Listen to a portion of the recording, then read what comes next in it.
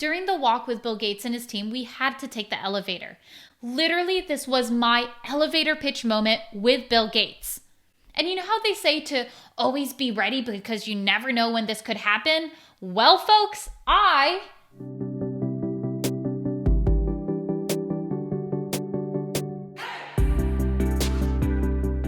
Hey guys, Melissa Dargan here, and welcome back to my YouTube channel on personal finance, where I talk about all things money. As many of you guys know, I started my career working in Congress, and I was fortunate enough as a policy staffer to meet Bill and Melinda Gates. Yes, the Bill and Melinda Gates. Although they recently announced their split, which honestly came as a shock to me when I read their tweet and also saw the push notifications come through on my phone, this duo has had such an impact with their work and philanthropy, not only on the world, but on me.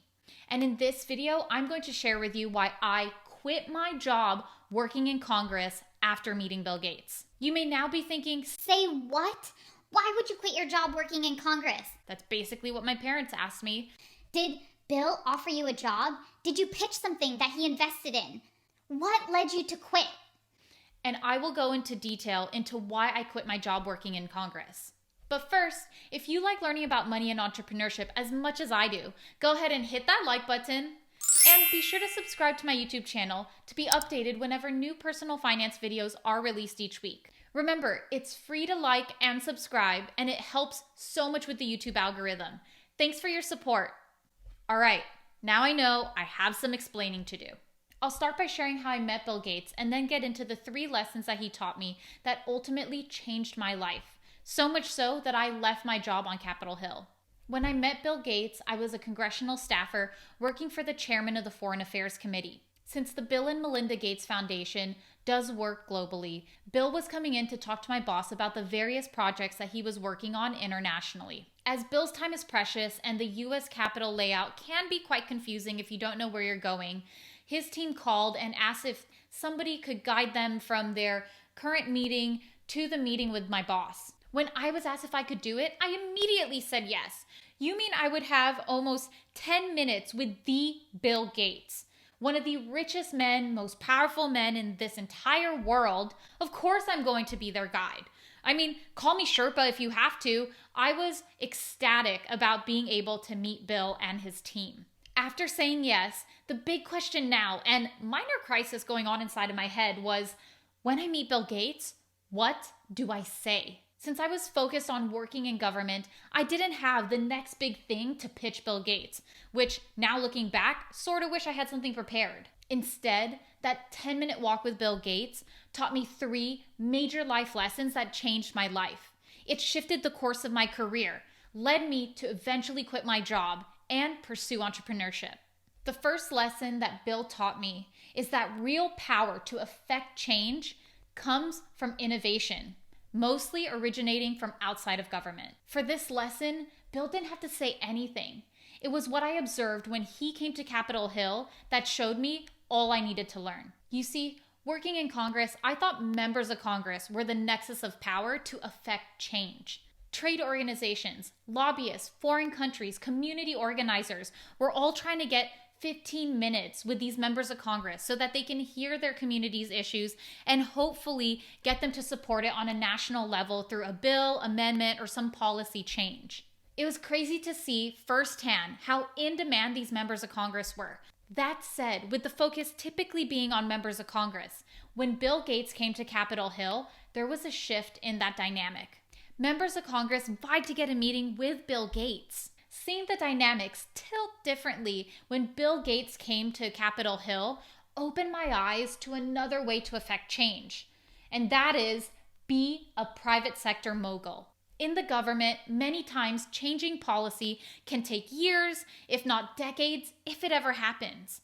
In the private sector, innovators can lead that change and implement societal norms that even the government is unable to do. For instance, the Bill and Melinda Gates Foundation has been fighting to eradicate polio. In 1988, when the Global Polio Eradication Initiative was launched, polio was present in more than 125 countries and paralyzed about 1,000 children per day.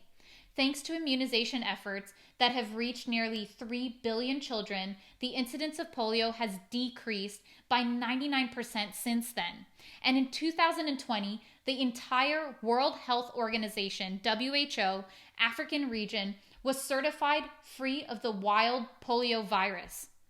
This first lesson of how to best affect change opened my mind up to other opportunities outside of Congress and government. The second lesson that Bill taught me is to always have an innovating mindset. During the walk with Bill Gates and his team, we had to take the elevator. This was literally my elevator moment with Bill Gates. And you know how they say to always be ready because you never know when you're going to need to pitch to somebody or be stuck in an elevator with someone? Here was my moment, and folks, I was not prepared. I didn't really have any idea at the time because I was working in government so focused on policy that it's not that I was having any entrepreneurial ideas to pitch to him. And so instead of me pitching him some great idea, Bill Gates taught me in that 2-minute elevator ride something more valuable. When we stepped into the elevator, Bill Gates started to share a story about how when he was a congressional page, yes, Bill Gates was a congressional page at one point in his life. When he was a congressional page, he basically would take these elevators around Capitol Hill and realize how slow they operated and what a waste of time they were. So then he shared that he wrote an algorithm to increase the efficiency of the elevators on Capitol Hill because they would waste members of Congress's time, and members of Congress are important. And this was when it hit me that when I looked at Bill, I could see in his mind he was still calculating how slow this elevator was and how he could make this more efficient. This was when the second light bulb went off in my head, and it's when I realized that my creativity on Capitol Hill was limited. I remember pitching ideas and being told, why fix what isn't broken? What the? Just because something is not broken doesn't mean that it can't be more efficient and more effective. Time and time again, I would find policies that just didn't make sense and could be made better. But because they weren't broken per se, then they didn't get the time of day. And that was really frustrating. When you find something that could be made more efficient and more effective, but just because it's not top priority for leadership or because it, doesn't get as much media attention, it's not an issue that is going to be addressed. Basically, changing policy faced so many barriers that it limited my creativity. That's not to say that there aren't good people working in government, because I have met so many policy staff who are passionate, and it's those movers and shakers that actually make things happen. But for every mover and shaker, there are a number of people in government who don't take initiative to start any change or to fix something. This was when I started to feel that my creativity was being boxed in. I admired that Bill Gates could innovate, make things more effective, and create. It was then that I realized that government was not where I was going to be able to reach my full potential. And that's not to say that it's going to be the case for forever. Maybe one day I'll return to government. That is, if I find an opportunity where I can make real change happen.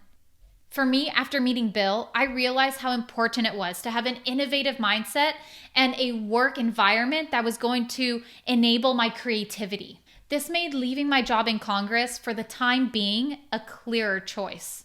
Finally, the third lesson that Bill taught me was that time is valuable. Don't waste it. This is what sealed the deal for why I quit my job in Congress. With this lesson, it was Bill's actions that really emphasized the importance of time. Time was so valuable that when we were in the elevator, Bill was thinking about an algorithm to help speed up the elevator so that it wouldn't waste members of Congress's time. And again, it was time that was so valuable that Bill's team asked to have a staffer who knew the Capitol complex come and pick them up so that they wouldn't get lost or waste time trying to find their next meeting. And this is something to really remember. Time is something you don't get more of. It's finite. It began to sink in that the more time I was trying to work on policy in Congress, the less time I had to start creating something that could possibly affect wider change.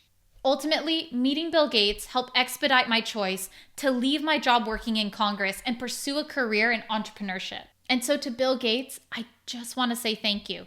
Thank you for helping me make these realizations about my career. I mean, I don't even think I knew it then until it finally sank in after we met.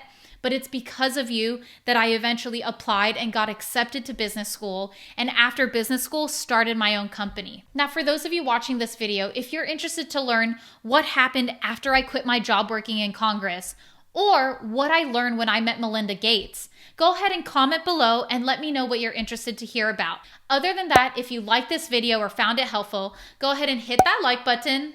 And be sure to subscribe to my YouTube channel to be updated whenever new personal finance content is released each week. Remember, it's free to like and subscribe, and it really helps with the YouTube algorithm. So I appreciate your support, and thanks, guys. See you in the next video. And wait, you're still here? Go ahead and check out these other videos on personal finance and money that I think you'll enjoy.